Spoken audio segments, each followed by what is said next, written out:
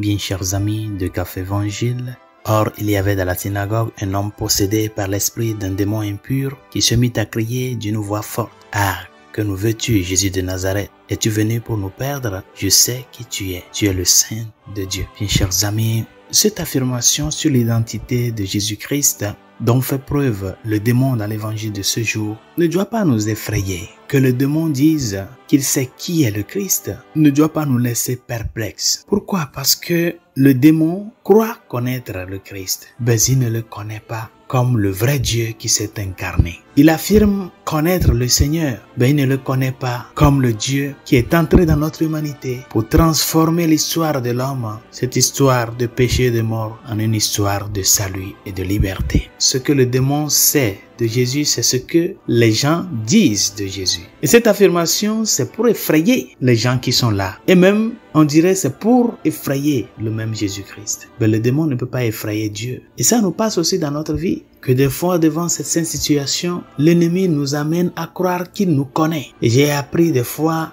des gens qui ont été tellement tentés jusqu'au point où, dans leur manière de faire des consultations occultes, la personne leur dit « Je connais là où tu es, je connais là où tu serais demain, tu as fait telle chose hier, tu as été à tel lieu hier. » Et les gens en écoutant cela s'effraient en disant que le démon contrôle totalement leur vie. Et cela n'est pas vrai. Le démon ne contrôle pas la vie d'un baptisé. Il ne te connaît pas. Mais il t'effraie en te disant qu'il te connaît. L'unique chose qu'il connaît de soi, c'est ce que tu lui permets de connaître de toi. Tel tu ouvres la porte, c'est de cette manière qu'il s'installe. Mais la vie d'un baptisé est une vie totalement ancrée en Jésus-Christ. Et c'est la première des choses que nous devons savoir. L'ennemi des fois peut nous effrayer en nous disant qu'il nous connaît, mais il ne nous connaît pas.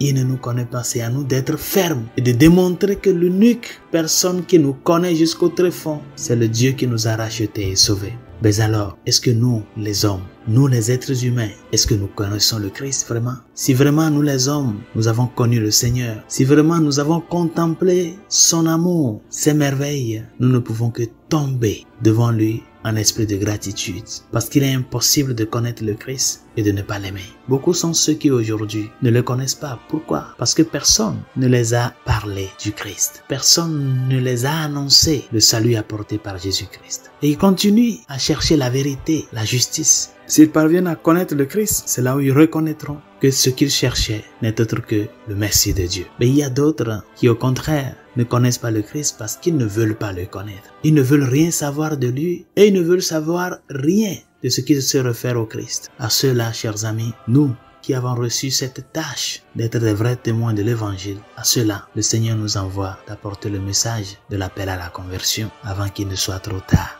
Chers amis, ne nous laissons pas effrayer par les tentatives de l'ennemi. Il peut te dire qu'il te connaît, mais sois rassuré, il ne te connaît pas parce que ta vie est ancrée en Jésus-Christ. C'est une porte fermée. Mais si tu ouvres cette porte à l'ennemi, il va te connaître seulement sur cet aspect-là que tu l'as ouvert. Et c'est pour cela que le Seigneur nous dit, veillez.